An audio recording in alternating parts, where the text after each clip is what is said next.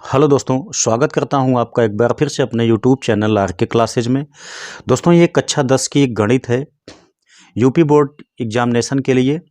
द्विघात समीकरण में जो विविध प्रश्नावली है दोस्तों, उसमें इस टाइप के प्रश्न आपके बहुत से दिए हुए हैं जो कि आपके एग्जाम में पूछे भी बहुत ज़्यादा जाते हैं। यहाँ पे दोस्तों मैं आपको बहुत आसान तरीके से समझाने वाला हूँ कि ये सवाल जो है कैसे सॉल्व हो जाएगी। बहुत आसानी से आप लोग इसको समझने में कामयाब भी शायद हो जाएंगे अगर आप लोग लास्ट तक वीडियो को देखेंगे तो दोस्तों आइए वीडियो को स्टार्ट करते हैं।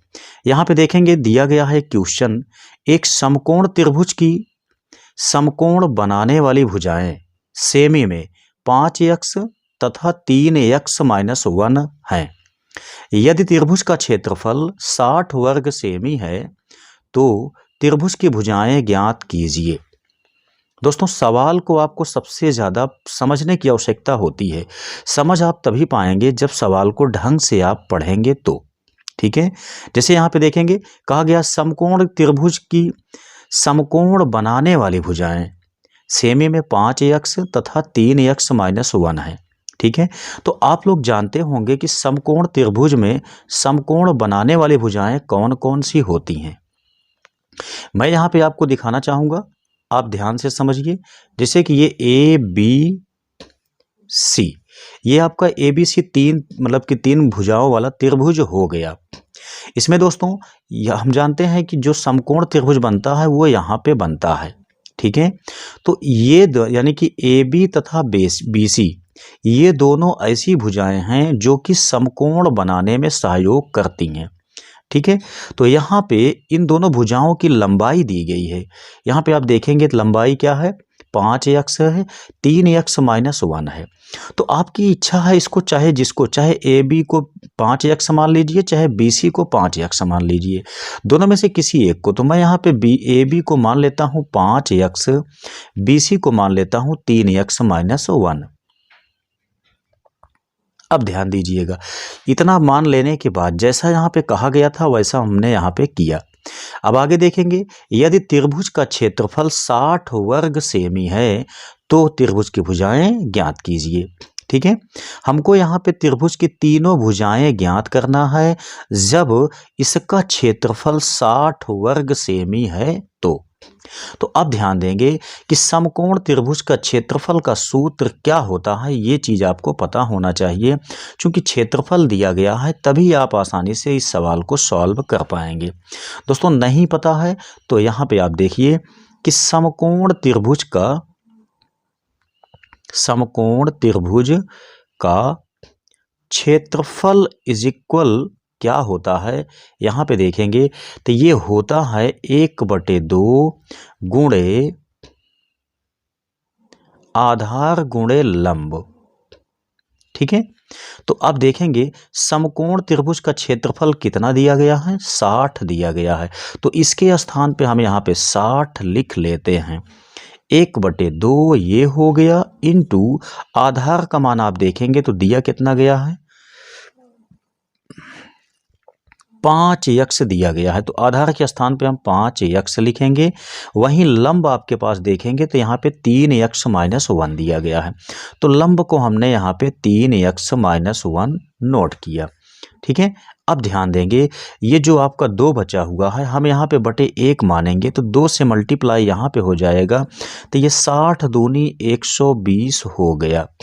वहीं दोस्तों अब बचा क्या यहाँ पे देखेंगे तो यहाँ 1 बचा हुआ है, 5 एकन्ने 5 यानी कि 5x गुणे 3x-1 इतना बचा हुआ है। अब यहाँ से आपका काम क्या करना है, आप चाहें तो यहाँ 5 से इसको काट के आसान कर सकते हैं। 5 से आप काटेंगे दोस्तों, देखेंगे 5 एकन्ने 5, ये आपका हो गया 5 दूनी 10, 5 चौका 20, यानी कि 5 से जब ये कटेगा तो 24 आ जाएगा। यहाँ पे आ गया 24, यहाँ पे बचा है अभी आपके पास x। ठीक है, तो आप क्या काम कीजिए, x को इसमें मल्टीप्लाई कर दीजिए। तो ये हो जाएगा 3x², x से यहाँ गुणा होगा तो -x हो गया। अब दोस्तों सिंपल सा है बिल्कुल। 24 को आप उठा लाइए इसके साथ में, तो यहाँ मिलाएंगे तो ये 3x² माइनस ये x हो गया। 24 को इस साइड ले आएंगे तो ये -24 हो जाएगा। आगे बचेगा आपका 0। अब यहाँ से इसका गुणनखंड कर देंगे तो x की वैल्यू बड़े आसानी से ज्ञात हो जाएगी। यहाँ से आप देखेंगे तो 24 तिहाई 72 होता है। ठीक है, 24 तिहाई 72 होता है। ये आपका बड़े आसानी से सॉल्व हो गया। उसके बाद दोस्तों आप देखेंगे 9 8 72 होता है। तो ये 24 तिहाई 72 यानी कि 3x²। इसके लिए हम -9x + 8x इस्तेमाल कर सकते हैं। चूँकि 9 8 72, उसके बाद 9 में से 8 जाएगा तो बचेगा -1। -1 का मतलब x लगा हुआ है, -x बचेगा। यहाँ पे आप देखेंगे तो ये -24 है, आगे 0 हो गया। ठीक है, अब यहाँ से देखेंगे इसमें कुछ कॉमन आएगा, इसमें कुछ कॉमन आएगा। इसमें कॉमन आपका क्या है, 3x कॉमन है, तो बचेगा x - 3 त्रिका 9। वहीं इसमें आपका 8 कॉमन है, तो बचेगा x - 8 त्रिक 24। यहाँ पे 3 आ गया, ये 0 हो गया। तो एक कोष्टक में आप देखेंगे तो x - 3 बन जाएगा और दूसरे कोष्टक में आपका 3x + 8 बन जाएगा।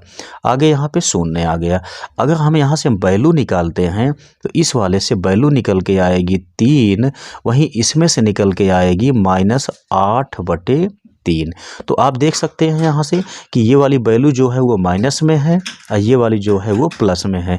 तो आप लोगों को ये पता होना चाहिए कि दूरी या लंबाई कभी भी माइनस में नहीं होती है। तो आपका जो -8/3 है, ये आंसर जो है ये संभव नहीं है। तो संभव आपके पास क्या बचा, जो x = 3 दिया गया है यही आपका संभव है, यानी कि x की वैल्यू 3 है। अब मैं ले चलता हूँ आपको त्रिभुज पे।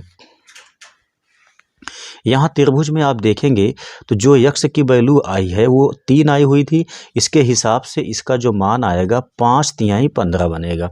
यानी कि एक अलग से त्रिभुज बनाया जाए, उसके बाद यहाँ पे हम दिखाते हैं कि ABC। यहाँ पे आपका देख सकते हैं ये आपका 5x है। जब x का मान 3 लिखेंगे तो 5 तिहाई 15 ये आपका आधार आ जाएगा। वहीं लंब आपका देखेंगे, जब x के स्थान पे हम 3 लिखेंगे तो 3 त्रिक 9 - 1 8 ये आपका आ जाएगा। ठीक है, तो ये दो भुजाएं आपकी बड़े आसानी से ज्ञात हो गई। आपको अब जब यहाँ से तीसरी भुजा निकालना है तो इसके लिए आपको पाइथागोरस की प्रमेय लगा देना है। उससे आपका यहाँ पे AC की वैल्यू भी आसानी से ज्ञात हो जाएगी। ठीक है, तो इस तरीके से यहाँ इबारती प्रश्न जो आपके पास हैं द्विघात समीकरण में विविध प्रश्नावली में बहुत ही आसान तरीके से आप हल कर सकते हैं। ये एग्जाम में भी बहुत ज़्यादा पूछा जाता है।